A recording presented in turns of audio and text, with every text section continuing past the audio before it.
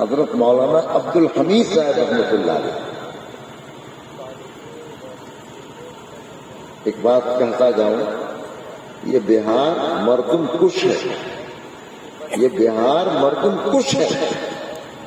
اگر کوئی کام کرنے والا پڑتا ہے تو اس کے لوگ تعاون نہیں کرتے، ان کے پیر کو کھینچنا چاہتے ہیں. حضرت مولانا عبد الحمید صاحب رحمۃ اللہ علیہ کی ایسی صلاحیت تھی کہ اگر یو پی میں ہوتے تو کیسے شیخ المشائخ بڑے تہجد گزار اور علمی صلاحیت اعلیٰ کرتے تھے. تو بہرحال اپنے اور جتنے اس زمانے میں بڑے ہوئے علماء تھے ان سے وابستہ تھے. محلے کے سربراہوں کا لوگوں نے محسوس کیا کہ کہیں ہمارے یہاں خلفشار نہ ہو جائے. لوگ گئے اور مولانا عبد الحمید صاحب رحمۃ اللہ علیہ کو تکلیف زحمت دیا. ان کے سامنے حالات رکھے کہ حضرت آج آپ جمعہ کی نماز پڑھا دیں ورنہ ہمارے یہاں خون خرابہ ہو گیا. اب کیا ان لوگوں نے پڑھا؟ گئے تھے وہی عوام لوگ. جب خطبہ پڑھا تو انہوں نے اردو ترجمے کے ساتھ ہی خطبہ پڑھا. جب نماز پڑھا خطبہ پڑھا تو خطبے عربی خطبے کے بعد اردو ترجمہ بھی کیا انہوں نے. ظاہر ہے کہ ایک بات غلط تھی مگر وہ تھے بڑے. مولانا عبد الرحمان صاحب نے نماز کے بعد ادب کے ساتھ مسئلے کی وضاحت کی.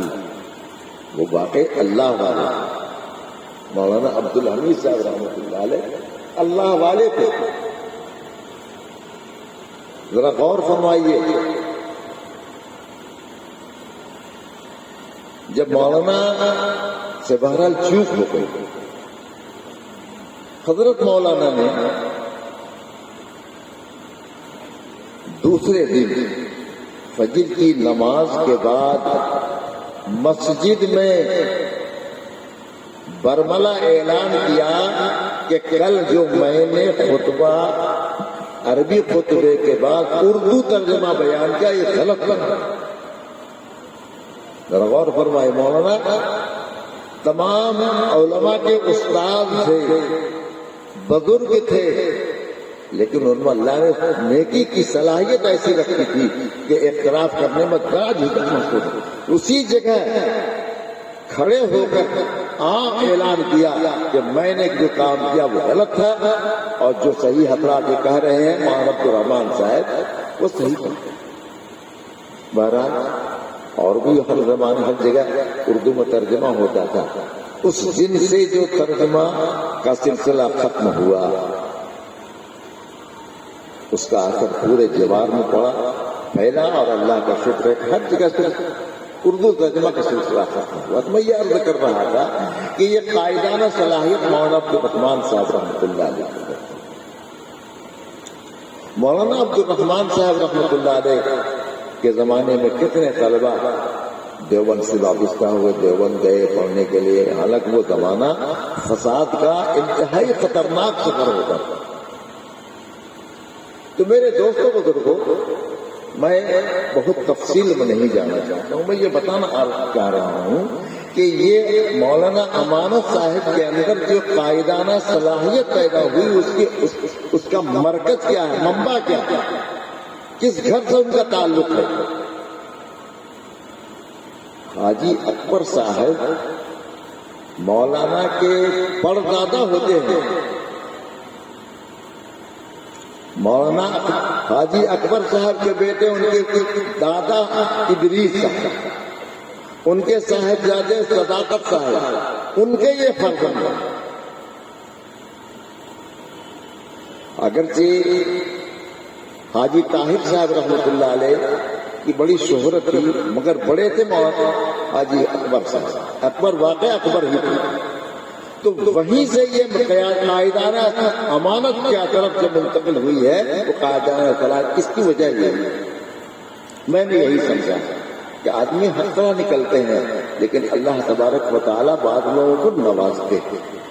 واقعہ یہ ہے کہ جو انہوں نے رہنمایا کردار ادا کیا ہے اور ایسے گرے ماحول کے اندر جو کام شروع کیا ہے اور ان کے ذہن میں پتہ نہیں کیسے آیا ہے، اللہ تبارک و تعالیٰ ان کو نور و برکت عطا فرمائے اور اس کام کے اندر برکت عطا فرمائے۔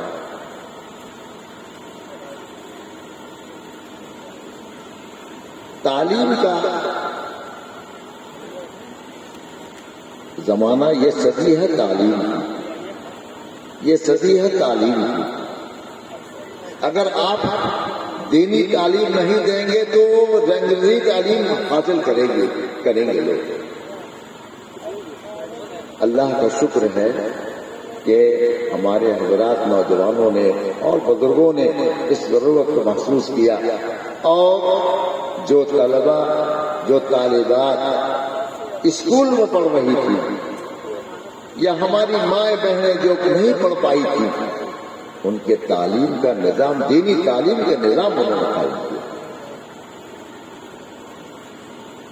میرے بھائیوں، میرے دوستوں، ہمارے یہاں تو بہت کم ہے، میں نے حیدرآباد میں دیکھا، لڑکیاں انگریزی تعلیم میں اس طرح آگے بڑھ رہی ہیں کہ شاید لڑکے پیچھے رہ رہے ہیں۔ کسی نے پوچھا لڑکیوں سے کہ تم لوگ سب سے آگے کیوں ہو گئے؟ انہوں نے بڑا اچھا جواب دیا کہ میں کتاب کو دیکھتی ہوں اور لڑکے مجھ کو دیکھتے ہیں۔ نتیجہ کیا ہوا؟ لڑکے مجھ کو دیکھتے ہیں اور میں کتاب دیکھتی ہوں، تو جو کتاب پڑھنے والا ہوگا وہی تو کامیاب بنے گا، بڑے اچھے نمبرات ملتے ہیں۔ لیکن اس کا غلط اثر کیا پڑا؟ اس کا غلط اثر یہ پڑا، ماحول، دینی ماحول اس کو ملا گیا، اس کا قدم لڑکھڑا گیا، بہک گیا، اور کتنے غیر مسلموں کے بہت بچے۔ اگر ان کے پاس علم دین کا سرمایہ ہوتا، اگر دین علم اس کو حاصل ہوتا تو یہ غلطی کبھی نہیں، بلکہ کبھی نہیں کہ کفر ارتداد کا ایسی فضا بن گئی، اس کے کاٹ کے لیے بہت ضروری تھا کہ ان کے دینی تعلیم کا انتظام کیا جائے۔ محنت دونوں طرح ہو رہی ہے۔ جو لوگ صرف دینی تعلیم حاصل کر رہے ہیں، حافظ قرآن بن رہے ہیں، پڑھا کر رہے ہیں، ایک پہلو کو لے رہے ہیں، ان کے لیے بھی ہم لوگ محنت کر رہے ہیں تاکہ انگریزی تعلیم حاصل کریں۔ ہمارے بیدر ہے کرناٹک میں، لیکن حیدرآباد سے قریب ہے۔ ابھی بھی اخبار میں آیا تھا 10,000 مدارس اس سے جڑے ہوئے ہیں، 10,000 مدارس، ان کے طلبہ، ان کے جگہ جگہ ان کا آفس بنا ہوا یو پی میں ہے، اسی طریقے سے اور مختلف جگہوں کے اندر ہے، ان کا داخلہ ہوتا ہے۔ جو حافظ قرآن ہے اس پر محنت کر کے، لڑکا ہو یا لڑکی، اس کے لیے محنت کر کے اس کو ڈاکٹر بناتا، بڑا اونچے مقام تو دینی ماحول کے اندر رہ کر کے اس کو پڑھاتے۔ ہماری جو بچیاں صرف یہ دنیاوی تعلیم حاصل کر رہی ہیں غلط ماحول کے اندر، اس کا غلط اثر پڑ رہا تھا، اب اس کی اصلاح کی ضرورت پڑی کہ دینی ماحول میں اس کی دینی تعلیم دی جائے، اس کا نظم کیا جائے۔ ہمارے مولانا امان صاحب، اللہ تعالیٰ ان کے عمر میں برکت عطا فرمائے، بہت اچھا کام کیا اور اس کی ضرورت محسوس کی جا رہی ہے۔ ہمارے جتنے اساتذہ علماء ہیں، ہمارے بڑے حضرات سب اس کی سراہ رہے ہیں کہ واقعتاً کام کا یہی طریقہ ہے۔ جو صرف علم دین پڑھ رہے ہیں اس کو دنیاوی تعلیم سے روشناس کر رہے ہیں تاکہ دنیاوی اعتبار سے وہ بے بہرا نہ رہے، اور جو صرف دنیاوی تعلیم حاصل کر رہے ہیں اس کو دینی تعلیم سے وابستہ کر کے اس کے قلب و دماغ کو دین کی روشنی اس کے قلب و دماغ کو پیدا پہنچا دیں۔ میرے دوستوں بزرگوں، یہ بڑا فتنے کا وقت ہے۔ یقیناً اسلام زندہ قیامت تک باقی رہے گا، جب تک اللہ تبارک و تعالیٰ کو اس دنیا کو باقی رکھنا ہے، اسلام باقی رہے گا، قرآن باقی رہے گا۔ قرآن ہمارا دستور عمل ہے۔ اللہ تبارک و تعالیٰ کی یہ کتاب اس امت کو جو ملی ہے، ہمارے حضرت شیخ الاسلام رحمۃ اللہ علیہ، مولانا حسین احمد مدنی رحمۃ اللہ علیہ فرماتے تھے کہ اللہ نے اپنی صفت کاٹ کر امت محمدیہ کا رکھا ہے۔ کوئی انسان اپنے کمالات دوسروں کو نہیں دیتا ہے، لیکن رب العالمین نے اس امت محمدیہ کو آقائے دو جہاں تاجدار مدینہ احمد مصطفیٰ محمد مصطفیٰ صلی اللہ علیہ وسلم کے واسطے سے یہ قرآن کریم جو کتاب ہدایت ہے، یرفع بہ اقواما ویدع بہ آخرین، کہ اس کتاب کے ذریعے وہ قوم جو دنیا میں اس کا کوئی مقام نہیں، مکہ مکرمہ ایسی جگہ ہے،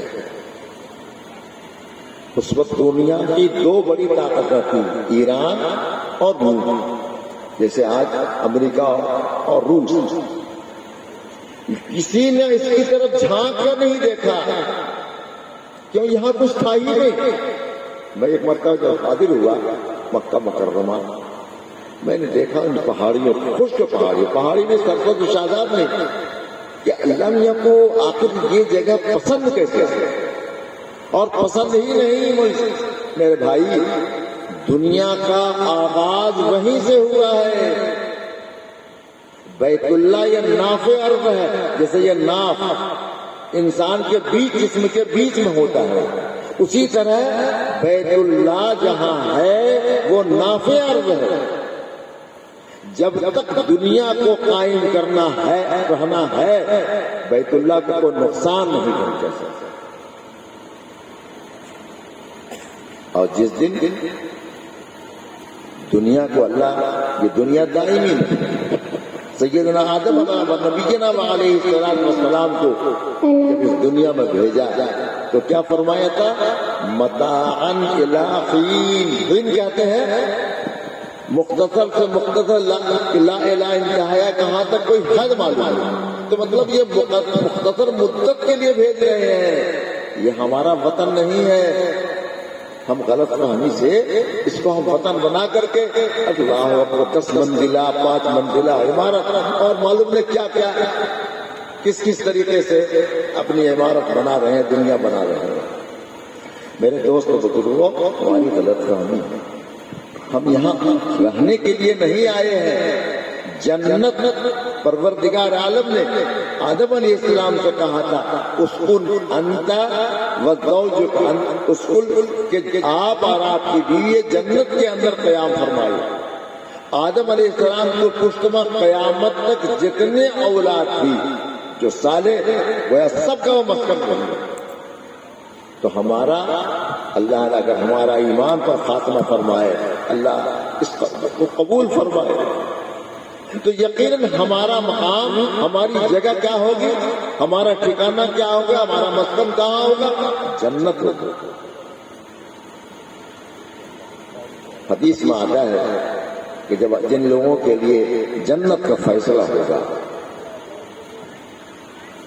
تو وہاں کوئی گائیڈ نہیں ہوگا کہ یہ آپ کی جنت ہے، یہ آپ کی جنت ہے۔ حج کے لیے جاتے ہیں تو ان کو بتایا جاتا ہے کہ آپ کا قیام گاہ یہ، آپ کا، ہر جنتی جس کی جو جنت ہوگی سیدھے اپنی جنت میں پہنچ جائے، کیونکہ وہ اپنا مکان ہے، اپنے مکان کو کوئی بھولتا نہیں ہے۔ تو میرے دوستوں بزرگوں، دین یہ دنیا کے باقی رکھنے کا سبب ہے۔ جب تک اللہ تبارک و تعالیٰ کو اس دنیا کو باقی رکھنا ہے، بیت اللہ جو ناف ارض ہے وہ شاہی محل ہے، شاہی خیمہ ہے۔ اگر کسی سفر میں بادشاہ کا قافلہ چلتا ہے تو سب سے پہلے شاہی خیمہ گڑتا ہے، اور جب وہاں سے منتشر تو سب سے پہلے شاہی خیمے کو اکھاڑا جاتا ہے۔ جب اللہ تبارک و تعالیٰ کو یہ دنیا قائم نہیں رکھنا ہوگا تو سب سے پہلے بیت اللہ جس کی حفاظت اللہ تبارک و تعالیٰ فرمایا، ایک معمولی آدمی